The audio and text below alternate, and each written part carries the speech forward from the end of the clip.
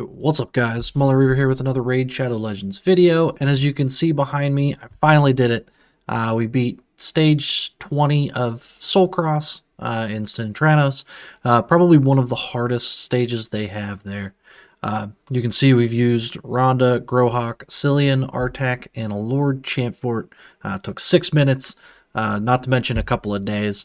So I know a lot of people have had trouble with this one, along with myself. So we're going to go over what my builds and what I was working on in order to successfully get it cleared. You can see that I now only have one stage left. So that is the next one to work on, and then we will be finished with hard mode. But let's go over this one. So as far as the champions go, actually it's probably easier to pull it up this way. So as far as champion options go, obviously we are working with magic-based champions, attack HP in Orcs, Sylvan Watchers, and Bannerlords. And we will... So it kind of limits what you have. Obviously, Rhonda's going to come in clutch here as far as a damage dealer. Artak huge with all of his AoEs. And then everybody else just kind of fills in some additional roles which come in handy. So for my builds, we'll start with Lord Champfort here. Obviously, we are full stun gear, couple of refresh. Mine is booked. You don't necessarily need it. He wasn't really a damage dealer. He was more for control. The AoE here on a 3-turn cooldown was nice. You could probably work it on a 4-turn cooldown. But yeah, I don't even think... Oh, he was crit capped, but he is built for damage. We can take a look at the stats. So 78k HP, 210 crit damage, 240 speed. They all need to be pretty fast, all about 400 accuracy in order to land their debuffs. So the stun gear is going to come in big. As far as masteries go, I worked on masteries for everybody, all down to Fearsome Presence to get that extra chance for the stun, and then extra chances to land their debuffs, as well as some cooldown reduction with the refresh accessories and things like that. So pretty basic for him, mainly just the AoE. Try not to get attacked too much so the decrease attack doesn't happen, or doesn't play much role in here, but certainly can help. Also, he has a 1 decreased defense whenever you start getting down to the individual champions. As far as next one go, we'll go Artak. Full stun gear with him as well. Revenge accessories, so he can counterattack with that AoE. More chances to get the stun. We're not worried about damage for him, but we do want the accuracy. Also put resistance on him. That way he doesn't get CC'd himself. 76k HP, 3.3k defense, about 250 speed. Everybody's going to be around 230 to 250. Is where I try to get as far as minimum speeds go. He is, of course, booked. I do have Soul Reap. Soul Reap comes in handy a lot. I also use him for Ice Golem, but that Soul Reap is nice whenever you are trying to finish off a couple of the champions. Again, down to Fearsome Presence for him. Cycle of Magic. I think that's pretty much it. Obviously, he does most of his damage here with placing the HP burn on his A3 and then activating it on the A2. And then tons of stuns because he is all AoE. For Rhonda I had to play with for a while. You can see she is in Lifesteal. The thing with these champions that I've been using, nobody has heal. So in the waves, we've got War Chief, we've got a Snick Track, which are all doing damage based on the damage that I do. So need some healing in here. I found the key was the lifesteal to keep Rhonda alive. That way I don't have to worry about avoiding certain champions and things like that to attack. Pretty solid build on her. 260 speed, 6.4k defense or attack, 266 crit damage. We don't need accuracy or resistance for her. She is, of course, booked. We do have the refresh accessories. Soul Reap on her as well. I do like that for wave clearing. Down to masteries, we went for attack masteries. Let me move myself out of the way. Down to Helm Smasher. A pretty basic damage masteries for her. She is booked out. That's Rhonda. Next up, Cillian. Cillian actually does come in pretty solid. Got him in a stun set. He is also one that suffered from lack of healing, so I threw an immortal set on him just to try to keep him or give him a little healing. Refresh accessories on him. I do not have him booked, however, I wouldn't mind. The stun chance, I got lucky on these 2 books for 100% stun chance. However, 5-turn cooldown is pretty hard to come by, or pretty hard to deal with. Same thing on his A2.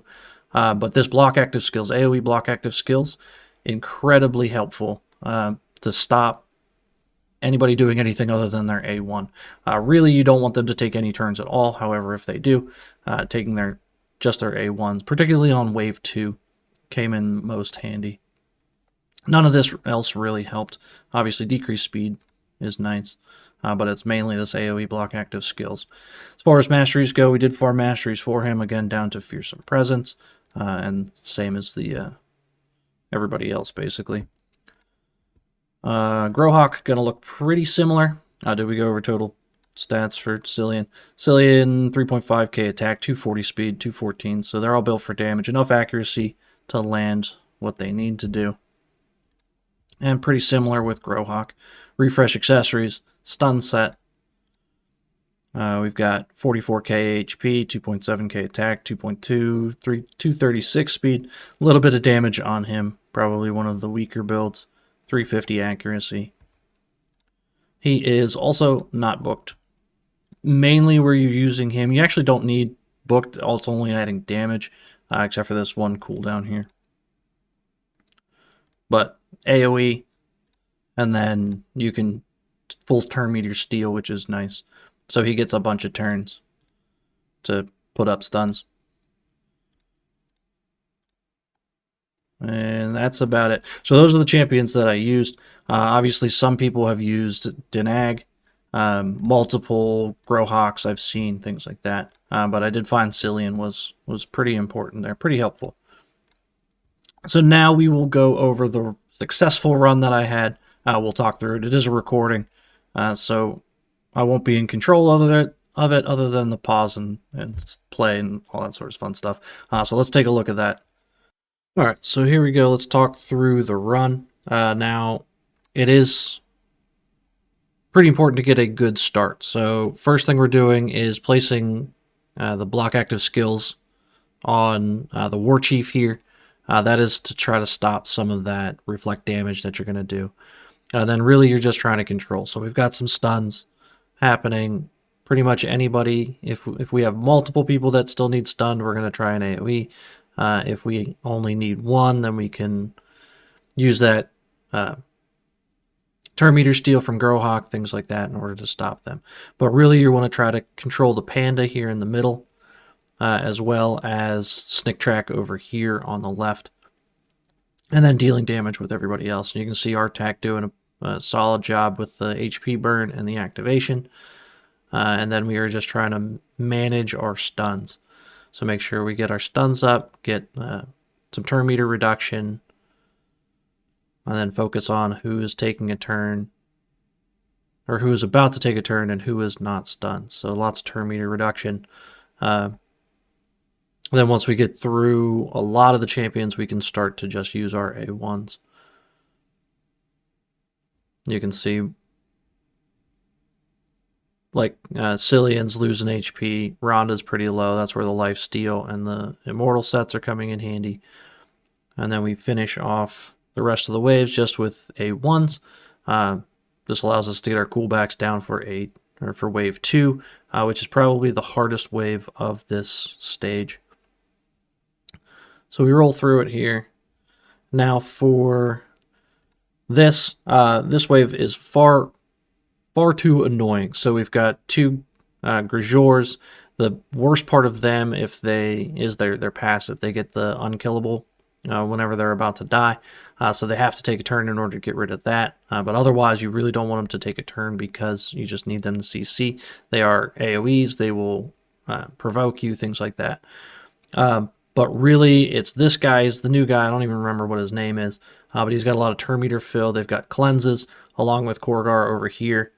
Full cleanse, ally protect. So these are the two that you want to control the most. Mainly make sure that they are either stunned or have that block active skills up. Tuck over here is just kind of annoying. He can cleanse a single champ, but he otherwise doesn't do a whole lot. It's just keep these guys from doing anything other than their A1s and keep the Grisjours stunned. And that's where I found the most success. So I actually did the block passives on one of the Grisjours to try to kill him faster. However, I think it falls off before I actually get him.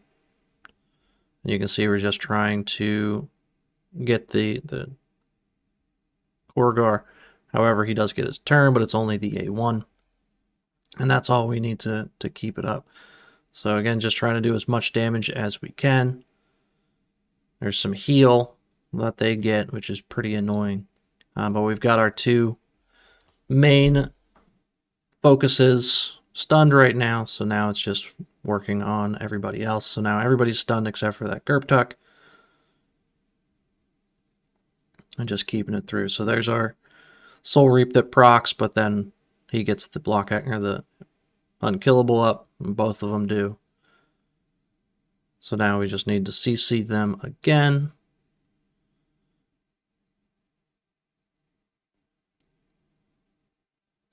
Artak with his HP burns always come in clutch. There goes one Grisjours. Get some turn meter reduction and a stun. Really all about the CC. You will get very unlucky, and you will have to try this multiple times. Like I said, it took me about 2 days to finally get this to work. But we're just focusing on that. So most of their damage is out now. Now it's just their CC champs and their cleansers. So we just slowly start working on them. Again, it's get one stunned, start working on the next one until they're stunned to make it through the waves. Now again, this is the hardest wave, I think. When we get to wave 3, the wave 3 actually looks difficult, but I actually zipped through it pretty easily. You can see Tuck got a cleanse there. So we just steal his turn meter, got the stun. And then we just continue working.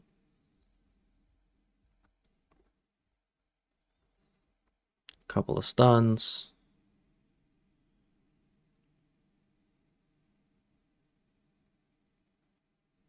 Rhonda being our main direct damage, and Artak with the HP burn being huge, but we're not using him as far as past as A1s, but that AoE stun chance, super helpful. So there goes Korgar, or whatever his name is. I keep calling him Korgar. Not actually sure that that's his correct name. And down to the last one. And on to wave 3. Now for wave 3 here, obviously we've got a UDK. We've got 2 Rhodoses. We've got a Siphi. We want to focus on the Siphi. Obviously, Necrit back here protecting one of the Rhodos. They don't actually hit that hard, so as long as we are focusing on that Siphi, this Rhodos getting a turn, it actually isn't that bad. You can see it comes in once.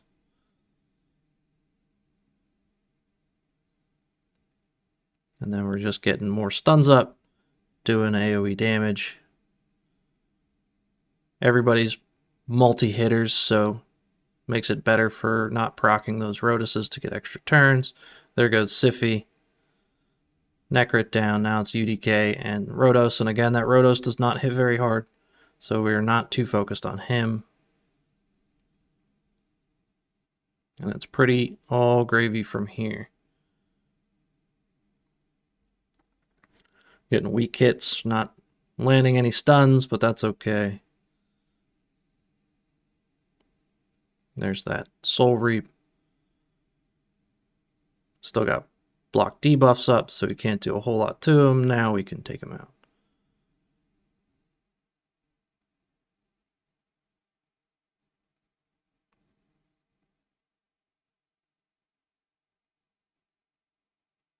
And there it is. Done. So, giant pain in the butt of a stage. However, it is doable. It's always fun. Let me know what you guys think. You guys having trouble with the same stages? What stages are you guys having trouble with? Want me to do any videos on those? Let me know in the comments. Like, subscribe, all that sort of good stuff. We'll catch you in the next one, guys. Later.